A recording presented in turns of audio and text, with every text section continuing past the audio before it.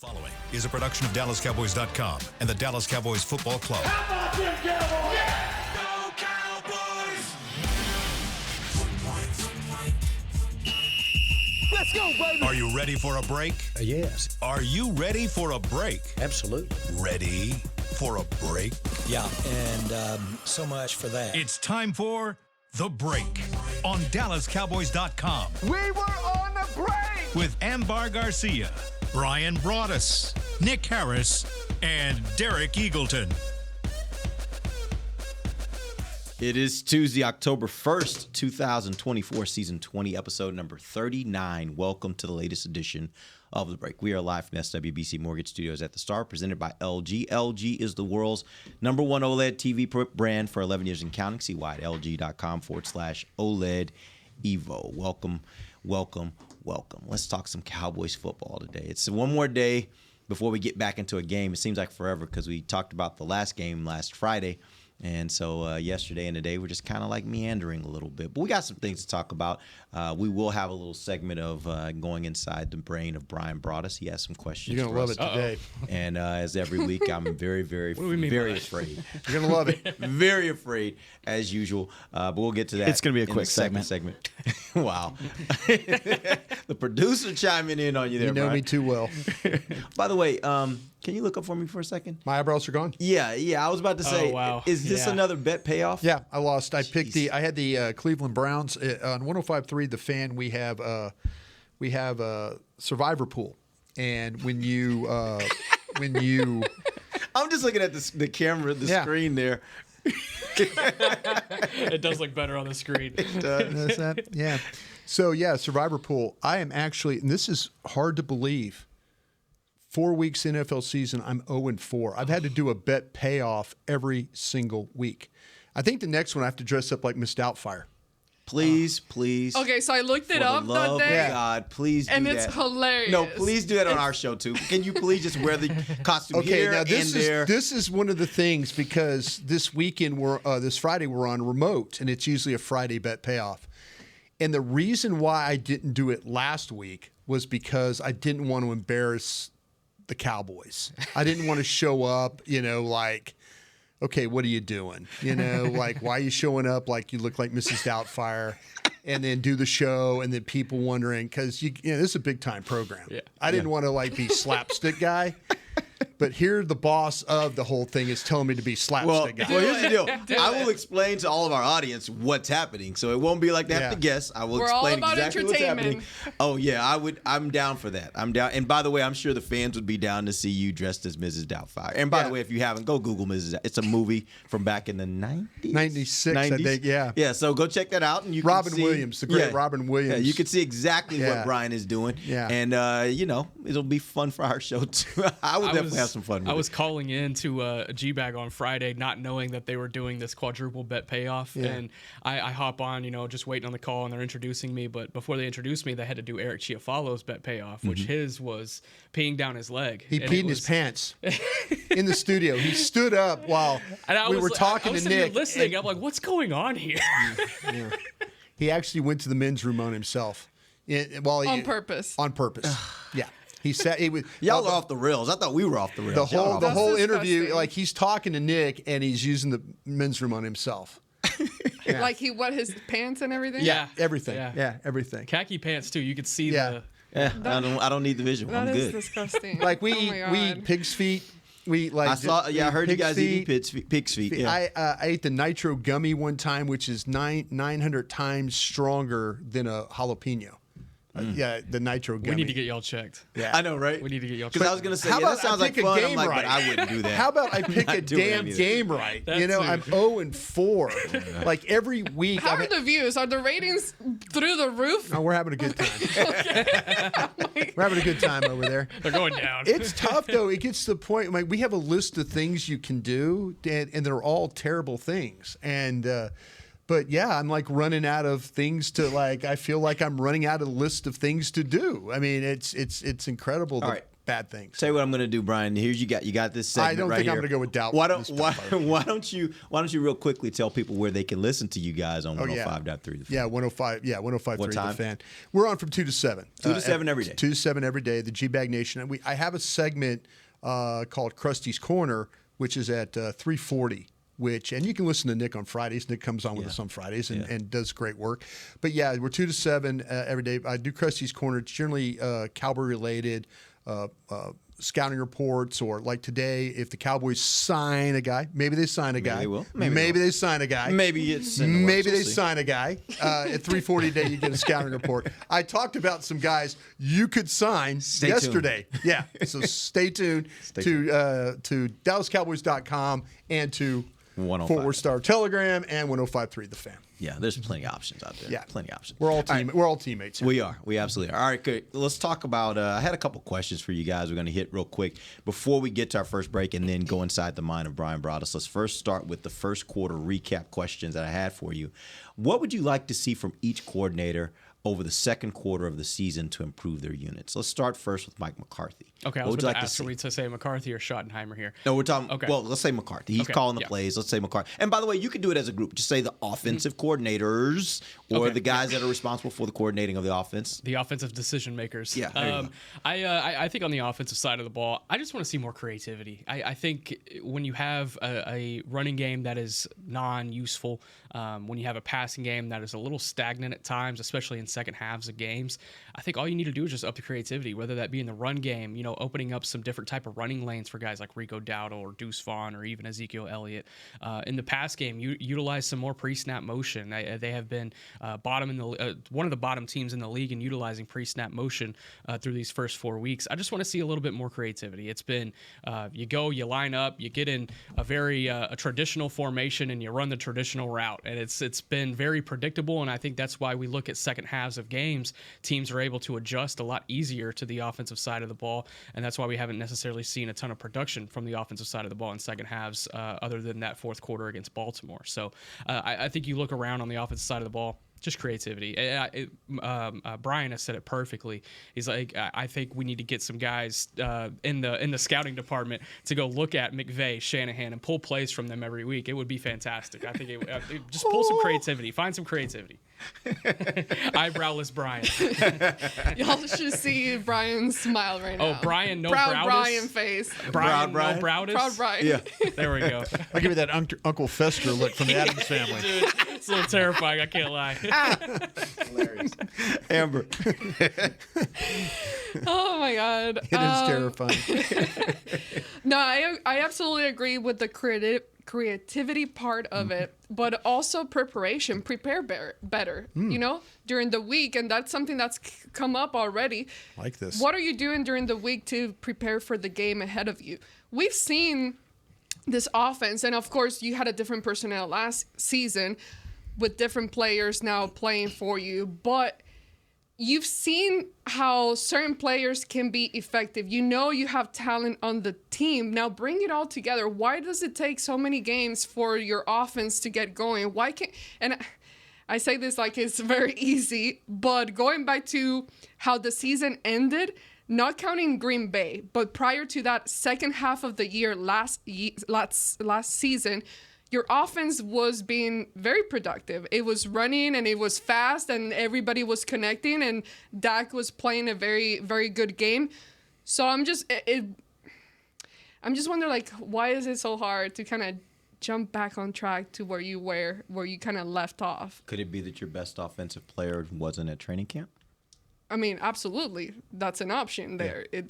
He was absent, and you notice how that actually did affect the connection with Dak Prescott. And I think last game, he started showing some progress there this last game, and hopefully this is the turning point where things start. We call this the 49ers game, where it was the turning point last year for CeeDee Lamb and Dak. Hopefully it happened last week, but I would say just prepare better, whatever that means. There's no reason why anybody should question the way you practice during a week. We could talk about the defense here too, can't we? Well, we're going to get to them. We're going to start with the offense. And offensively, what do you want to see? I get confused every once in a while. I'll have to be put on the right path. The thing that I want to see is that the creativity part, I think you guys nailed it totally. I want to see an offense that doesn't feel like it's struggling to get yards. You know, I mean, maybe it's the execution, maybe it's the play calling, maybe it's the actual plays itself. But why would I watch everybody else? It feels like their offense just flows, you know. And maybe the Lions are a bad example last night. You know, maybe that's a bad. I mean, Ben Johnson, when he gets that thing on the rails, it is really pretty to watch. Yep. You watch him. You watch the guy in San Francisco. You watch the guy in Miami is having some problems right now because his quarterback's out. You know, but what I'd love to see them find a way to do is make this offense easy again. There was times when Dak, you know, and sometimes it happens when you play the Commanders back in the day or the Giants back in the day, or you play teams that don't have the personnel to kind of match you.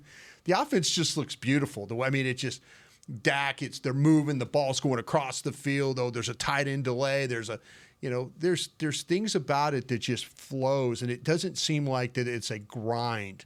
I feel like right now I'm watching an offense that's grinding, you know, and I mean grinding in a bad way that they don't. Second down, first downs, you know, first downs, you know, big plays, explosive plays. I just feel like it's kind of it's like getting in 3rd and 2 all day. You know, it isn't flowing like it needs. And I wish he could find that flow. I wish he could find it where it's easy again for the quarterback, for the receiver, the tight end, the line, everybody involved, just a little bit of an easier way of manipulating offense, because the way the rules are, they'll let you manipulate offense. But you got to take advantage of that with the picks and things like that you can kind of set yourself up with. Let's flip over to the defensive side. What would you like to see from Zimmer and the defense going into the second half? What would you like the coordinator to maybe do differently? I just want to see consistency, whatever that looks like from a coordinator perspective. Consistency with the front specifically. I mean, we talked yesterday about Mozzie Smith and him having an awesome game on Thursday night, but it's about stacking those games for there to actually be confidence going forward in the defensive front. Without having Micah Parsons and DeMarcus Lawrence for these next few weeks, consistency is going to be more important now than ever with guys like Marshawn Nealon, Chauncey Golston, Tyrus Sweet, and anyone else that they might sign as time goes on. Even in the secondary, I mean, we can look at the secondary too. There's been some inconsistencies there. Is it a product of having a rookie 5th-round pick on one of your corners? Absolutely. But on that same token, you're getting Deron Bland back, you would think, in the next couple of weeks, probably before the bye week. So once you get him back, okay, well, then there's no excuse to not stack consistency there in the secondary moving forward. But specifically at the safety position, I feel like that's been at times some of the most inconsistent group, one of the more inconsistent groups, just because, you know, they allow a big pass player. They allow a running back to be able to break off with a huge game because they take a bad angle. So again, I think the defensive side of the ball had a great game on Thursday night. It's just about stacking those games. Consistency is so important moving forward. I hate this question because I don't have an answer, because right now, after how you left that game, and again, I know these are the two key players right now with as far as injuries, DeMarcus Lawrence and Micah Parsons. I'd throw Bland in there too. Bland coming back. Well, I mean, throwing soon. him being out, I think Nick makes a point about that. But even then, I'm curious to see how the practice report looks like this week, because there were plenty of other guys that also came out at a certain time, and we know they can go back and finish a game, but then during the week something pops up. So I'm curious to see how long that list is going to be, and I feel like the defense right now is just in survival mode. It's like, okay, do we even have enough guys to be out there? So I don't know what my advice or opinion is as far as what to do with Mike Zimmer, other than like try to keep this defense together and everyone really focused on doing their job. If there was something to point out and something that was talked about prior to last game, was everyone focusing on their own role. But can you actually do that when you have so many younger players in there that potentially do need help from the veteran guy next to them? So it's a tough moment for this defense right now, and I don't know what the answer is currently. Yeah, I would like to see them, and this is going to sound crazy because right now they're not a very good group. I want to see people start to throw the ball on you again, because you're built to rush the passer here. Now we're down guys. So it seems like forever the strength of this team was its ability to rush the passer, and then all of a sudden there's no pass rush. Well, why is there no pass rush? Because you're getting the ball run on you. You know, I mean, much better last week. You saw what happened, though, when you can force somebody to throw the ball. The Giants had to throw. Yeah, the Giants made some plays on you, but it wasn't this constant just running the ball down your throat type of a situation. So Mike's going to need some magic. He really, really is. He's banged up bad, and it's not an excuse. It's the NFL. And you got to figure out how, these guys that are rookies aren't really rookies anymore. This is week 5 of the NFL season. Overshone and those guys who've played, Nealon, that haven't played. They played 5 games. You're not really a rookie anymore. You got to go play. Carson, you got to go play. We don't have time. I mean, like I say, watching Detroit last night, I'm terrified watching them play, because they've got these receivers. They got a running game. They're coming in here in a couple of weeks. Yeah, you're going to play Pittsburgh, who traditionally is a very physical team the way they play. And you're going to probably get beat up in that game. And so these next 2 weeks are going to be a huge challenge for Mike Zimmer and this staff. But they need every one of those guys that we call rookie players to play like veterans and not be any liabilities to hopefully getting them off the field. I'll tell you what I want to see from the defensive coordinator particularly is I want to see him get a little more creative in how they're going to generate a pass rush. I think they have to at this point. Yeah. I don't think they can line up and say, hey, we're going to bring our 4, and that's how we're going to run it. I think he's going to have to come use safeties. He'll have to use cornerbacks. Slot blitz, you have to use linebackers. They'll have to do everything they can creatively. Now, but they got to get him to pass. Yeah, but that's the thing. The hope is that what we saw last week from the standpoint of the running game or stopping the running game can continue. And if they can continue that, if you can get Mozzie to keep playing like he has, like he did last week, I think that's a big start, right? And if you can then use, and I think Nealon will be fine as a run defender. I think Golston can be fine as a run defender. So if they can continue what they started last week in the run or stopping the run, then it becomes a situation of how do you create pressure. And if they're creative in how they're bringing pressure, I think that may help them at least give you a few weeks to get by without the likes of Micah Parsons. We know it's going to be longer for DeMarcus. Who is this team's best pass rusher right now? Is it Chauncey Golston? Well, is it DeMarvion Overshone? I was about to say it's probably one of the linebackers. It might be Osa. It could be Osa might be your best pass rusher. He started the year really hot last year in the pass rush department. I think he racked up 3 sacks in the first 5 games, and then he just went away. So I would. He did have a lot of pressures, though. He did have some pressures. He needs Mozzie to keep playing well next to him, though. Yeah. I mean, that would help a lot. But they don't. I think to Derek's point is you're going to have to bring more than 4. You're going to have to find ways to create opportunities. Without looking at Pittsburgh, but just TV copy stuff, I'll get on them this evening, though, with the offense. Make Fields throw this football. I'll take my chances. Don't let him beat me running the ball. Don't let me have to deal with that. Make him drop back and have to read field and throw ball. He's the most dangerous runner they got. That's what I'm saying. I mean, they're down offensive linemen. They had another guy lost for the season. They're going to have some backup dudes in there playing. We saw what happened in week 1 when you play backup dudes against the Cowboys. But now we're playing backup dudes. Yeah. So it's pretty wild how this through week 5 we're already doing this kind of stuff. All right, let's take our first break. We'll come back. We'll go inside the mind of Bryan Broaddus. We'll be back. DallasCowboys.com radio. Todd thought it would be secure to jog in the cheetah savanna. Todd believed the big cat repellent he bought online was reliable. And now, Todd is trying to be faster than this cheetah that can run 80 miles per hour. But the good news is, Todd has AT&T 5G that is fast, reliable, and secure. And he learned the best thing to do is stop running and toss her the backpack with the beef stew. AT&T 5G. Fast, reliable, secure.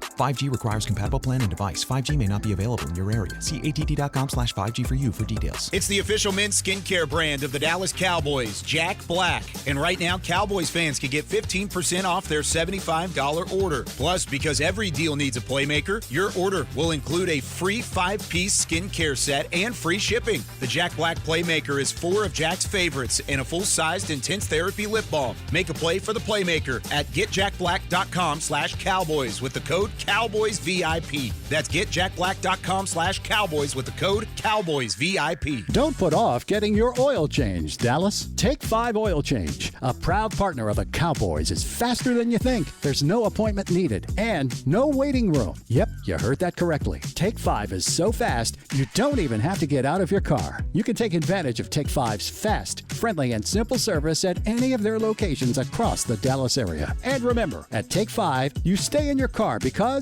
they're faster than you think. Take 5, the official oil change of the Dallas Cowboys. From the field to the festivities, Lucchese embodies the essence of luxury and tradition. Handcrafted with meticulous precision, each pair offers unmatched comfort and style. Stand tall while you're tailgating or cheering in the stands with the Dallas Cowboys collection by Lucchese. Shop the collection today at the Lucchese store at the Star in Frisco or online at lucchese.com. Lucchese, the official boot of the Dallas Cowboys and Dallas Cowboys cheerleaders. Hey y'all, Matt Pittman of Meat Church here. With football season kicking off, I'm already gearing up to bring the smoker back to AT&T Stadium for some epic tailgates. But with that Texas heat, it's crucial to keep my beer hand cramping cold. That's where Yeti's insulated Colster can cooler comes in clutch. This year, you can even get them with the iconic star engraved on the side. Licensed Yeti Cowboys gear is now available at Stadium Pro Shops, concessions, and on Yeti.com. Check it out today. Yeti, official cooler and drinkware of the Dallas Cowboys. Back to the break. LG OLED Evo is the best TV in the game, but don't take our word for it. Digital Trends said the LG OLED G4 has the best picture quality they've ever seen. See it for yourself at lg.com/OLED Evo. Welcome back. Second segment of the break, live from the SWBC Mortgage Studios at the Star. The segment brought to you by blockchain.com. All right, let's go inside the eyebrowless mind of Bryan Broaddus. What you got for us, Bryan? I do. I've got some questions for you guys. Hope it makes you think a little bit. And by the way, I don't give these guys these questions if you're wondering out there. So this is kind of off the top of their heads, which I appreciate a lot. You know what else I'll just mention real quick? You mentioned 105.3 The Fan. Yeah. I've noticed sometimes you use us as guinea pigs because you'll take the these questions you you'll might give hear us, these questions and then you again. throw those over there. And Yeah. I'm hearing those guys. I'm like, they didn't have our answers. No, They're kind of a little different. that's than we what I did. love about it. Yeah. It's good. You can get all kinds of answers. You get right? all different platforms too. If everybody listens to you on all these platforms you're on, then good for them. But, Yeah, no doubt. But it kind of, if you depend on what platform you're on. Good stuff. Nick Harris, I'll start with you on this one. If you could ask Jerry Jones or Mike McCarthy one question and get an in-depth, honest answer, what would it be? The question I asked last week. No. Let me. You're going to get if you ask this question, you're going to get an in-depth, honest answer about it. In-depth, honest answer. Is there really confidence in the running back situation right now?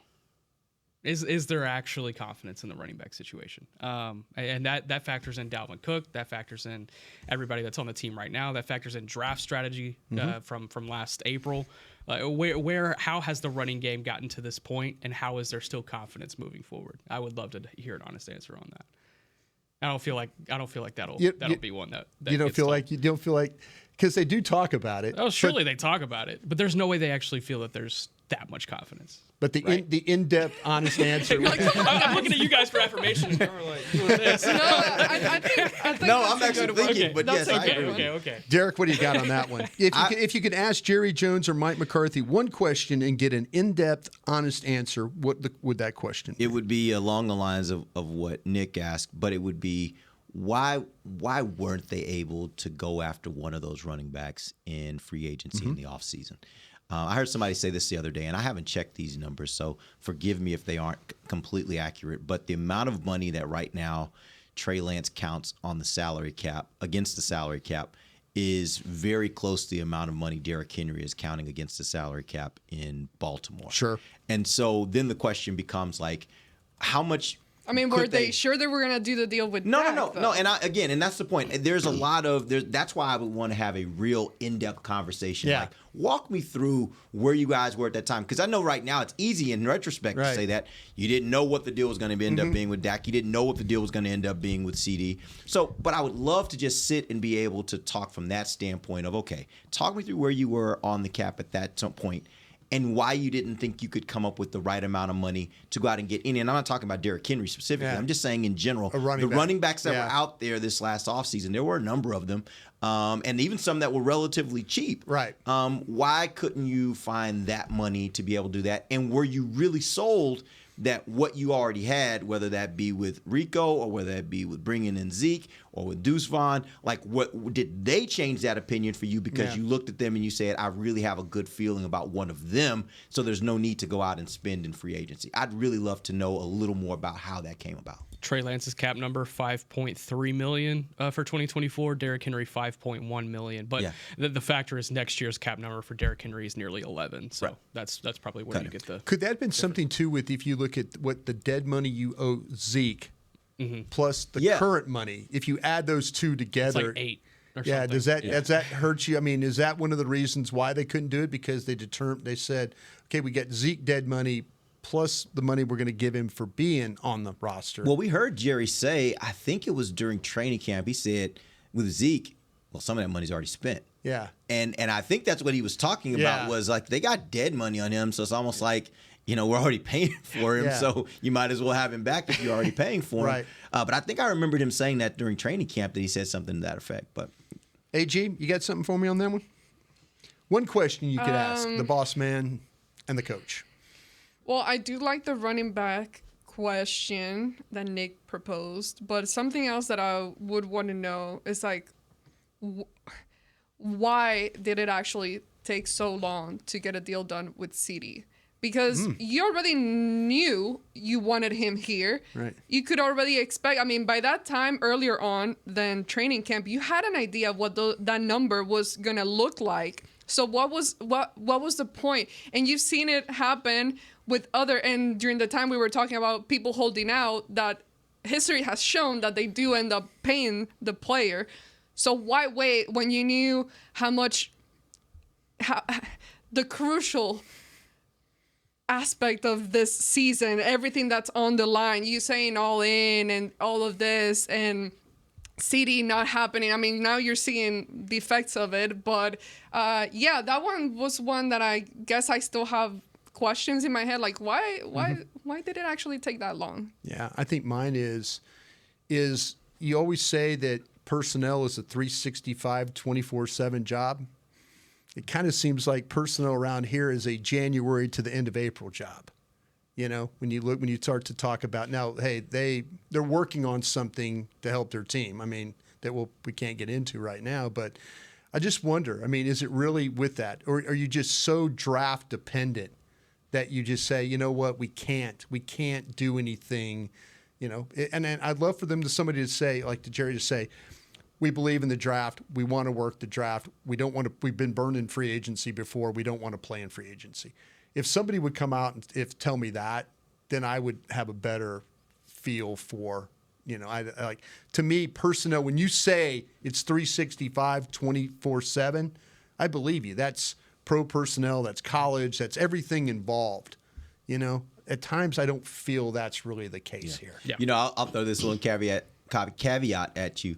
I don't know if it stops at April. It just takes a hiatus at the end of April. And then it doesn't happen during free agency. Yeah. But then it starts back up in August. Because in August, they'll go out and get those basement bargain type it's guys. Strange that, it's just, I wonder if it really, because you're really, really good at this drafting stuff. Mm-hmm. And at times you could be really good at this pro personnel stuff, but it just seems like to me, it's not always. Yeah, March is not their time. Not always. March is usually not their time. Yeah. All right, Derek, I got a question for you here. All right.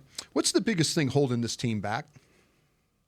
As of right now, it would have to be the defense. And what I mean by that is I still have to see more to believe that the run defense is fixed. Mm-hmm. And now you've just exacerbated that problem because you've lost your two best pass defenders. And a really good run defender in Tank. Yeah. So those two things, I think right now the biggest problem they have right now is their defense. Their offense just needs to get clicking. I think their offense is very, very capable. And if they're going to win games during this period, they're going to have to outscore a lot of teams. So I have faith in the offense that they'll get it right. The defense, though, I'm very, very, very worried about. AG, biggest thing holding this team back? injuries at the moment. Yeah. But other than that, and other than the defense, I mean, I have to go with the running game. And we're tired of talking about it. Sure. But it's like we're in week 5 now? Yes. And you've had plenty of time. Yeah. It's rolling. It is. You've had plenty of time, Get I ready feel for that like, to Thanksgiving game. try different things with the running game. And even see what you have in Dalvin Cook. Yeah. And you haven't tried that yet. So it just sometimes you see them making certain choices or decisions that just doesn't make a lot of sense to the outsider. And I get it. It's a different perspective from in there where you're seeing every single practice full on and being with these guys. But as a viewer, as a spectator, did I say that right? Spectator. Yeah, Spectator. great. A spectator. You scratch your head and you're like, what are we doing here? Why don't you, so it's just, we shouldn't be at this point in week 5 trying to figure out how this offense can score more points. Last week, they did okay. They scored 2 touchdowns, but at the same time, it was against the Giants that you expected them to, or me, to be a lot better, and it wasn't there. So I think it's just going to get tougher with the next upcoming teams. Nick, biggest thing holding this team back? I think it's the same thing from as I probably would have said in week 18 last year. And no one likes this label being put on them, so it's probably going to ruffle a couple of feathers because I've tried touching this topic with certain players and they didn't like it. But this is not a physical football team. It's not a physical football team on either side of the ball. And when you look at it on paper, they can't run the ball. They can't stop the run. There's discipline issues. This is not a physical football team. And I think if they can up the physicality and they can have, a reputation like a Pittsburgh, like when you say, they're going to go play Pittsburgh's going to beat you up because they're known to do that. No one's saying that about the Cowboys. They haven't said that about the Cowboys in a long time.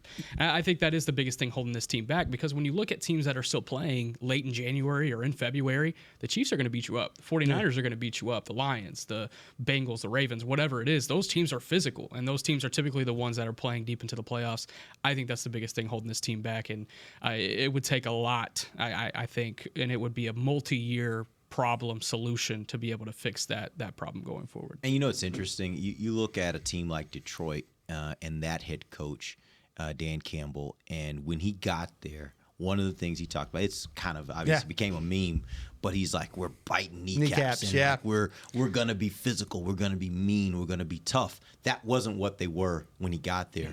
But I'd be darned if right now they are exactly that right now. Like they are a physical football team. They get after you. And so to your point, I do wonder if, certain coaches have just a way of creating that physical whatever that is. I was going to ask, like, mindset. how do you become a physical and team? I don't know what it is, but I know when he got there, it wasn't that. Yeah. And what I know now is it is. So somehow that coach, whether it was the types of players that they brought in, personnel changes, whether it was the mindset that he instilled in them, whether it was how they practice, whether it was how they train, there could be a lot of different factors. I don't know because I'm not there. Yeah. I just know the end product is they weren't a physical football team. He said they would be a physical football team. They are now a physical football team. I think it's probably all of those factors wrapped up, but I think more so than anything, it's personnel changes because there's some guys that you have in any locker room. I'm not talking about this one specifically, but in any locker room that are just bad apples towards certain things. And I think when you look at the physicality department,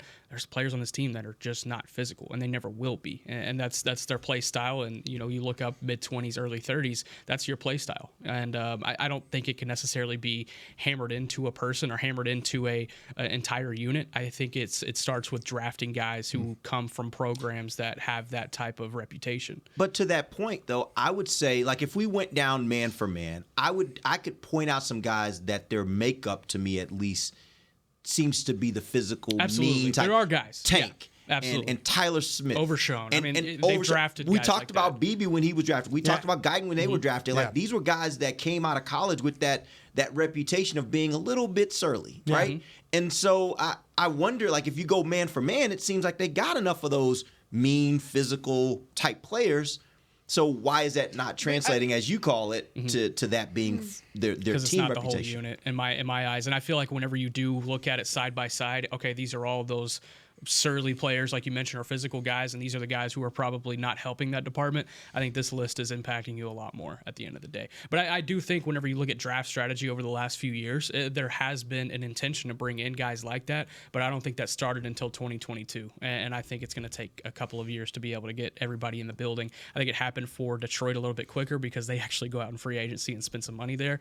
And getting guys like David Montgomery in the building or building that offensive line with guys like Frank Ragnow. And they've been Taylor bad Decker. for so long. Penny They were able to get Sewell. a lot of top Absolutely. picks too, right? Yeah, they get a lot of top first round picks. Over time, you can build something with that. Yeah. You know? They got a tough coaching staff. Yeah. They You, did, you and look that- at you look that's- at yeah. I mean, Ben Johnson is a kind of a quiet guy, but he goes for the throat. When you watch him call plays, he's got a little bit of that. Like I bet you Dan Campbell clicks over on that headset and says, "Hey, you start running the ball now. You can run it now. Let's go. Let's run a few plays here." And then Aaron Glenn is a defensive coordinator. Aaron Glenn is a corner. He was a tough guy.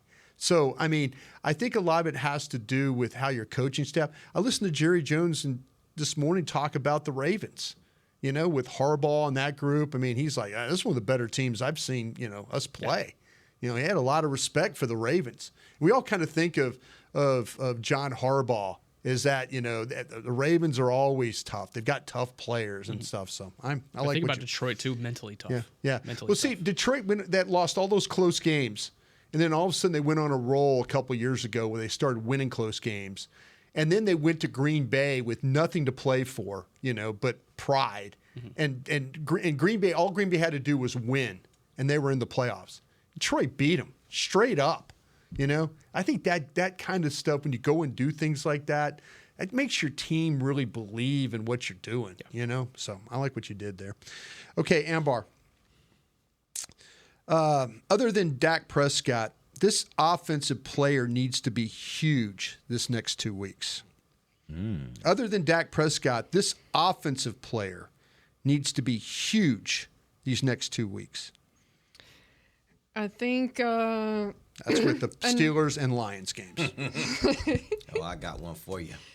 Oh, interesting. I think the obvious answer for me here would be a guy like CeeDee Lamb. Sure. If they find their connection, because we even saw it last year when they were connecting, they were on a roll, and that even opened up other players to where it makes you question, okay, get that guy the ball, get so and so the ball. So I think that when CeeDee Lamb is at his peak, it just creates more opportunity for everybody on the field, because now they got to worry about him. And you can take advantage of that. But there are plenty of other guys on the offense that you could add to that list where you need them to step up. But at the same time, Mike McCarthy, and the way he's scheming things, that's where I see the bigger problem. Right. It's a combination of McCarthy creating these plays, but also the players executing it. Because you've seen so many guys that are talented. I mean, Kevonta Turpin, another guy we talked about all throughout the training camp. Yeah. Training camp. Oh, he's gonna be a big weapon for this offense, and then all of a sudden he's kind of disappeared, and you don't really see much of that either. So, I think it's more. Now I just went down a spiral, but I think at least get CeeDee Lamb back to his peak. Nick Harris. Brandon Cooks. I think if they can get Brandon Cooks involved over these next 2 weeks, it's going to allow a lot more one-on-one situations for CeeDee Lamb coming off of the bye week. I think that's really important going into a game like the 49ers. I'm afraid that defenses are not scared of anybody on the offensive side of the ball other than CeeDee Lamb.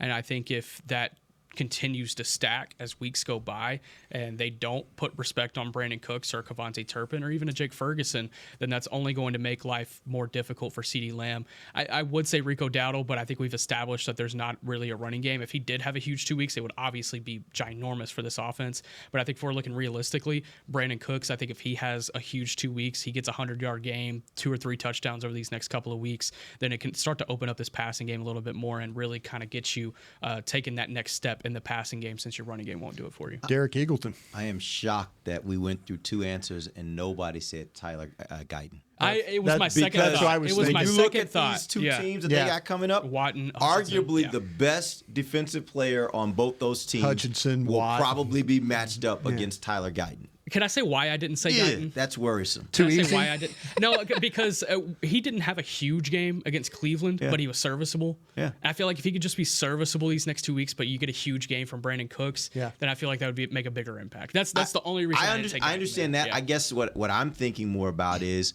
your offense. If you have to keep giving him help, your offense, Which they gets haven't. They did in this last game, right? But they did in that first game, right? If they have to do that because they're looking at this game and they're like, man, those 2 guys, that severely limits what your offense can do because now you got to give him help. You got to keep guys back to be able to help him out. And even at that, you're probably not going to win all the time, which means it's going to change your offense. And I think, like I said before, this offense is going to have to be it's going to have to be hyper good in order to sustain the challenges that the defense is having right now. And so I need Tyler Guyton more than anybody else. I need him to handle up this week and next week because that's going to give the offense the best chance. If CD just gets off because Tyler's doing his job, I don't know if I necessarily am worried too much about Brandon Cook. Quite frankly, I think I would be even more like I'm looking at a guy like Jalen Tolbert, and I'm like, Jalen Tolbert, give me more of what you've been giving. Because from what I've seen the training camp throughout the beginning of the season, give him more opportunities. I'm down with that, and I think he's going to make the most of them. Kevontae Turpin, give him more opportunities. I'm down with that. I think he's going to make the most of it.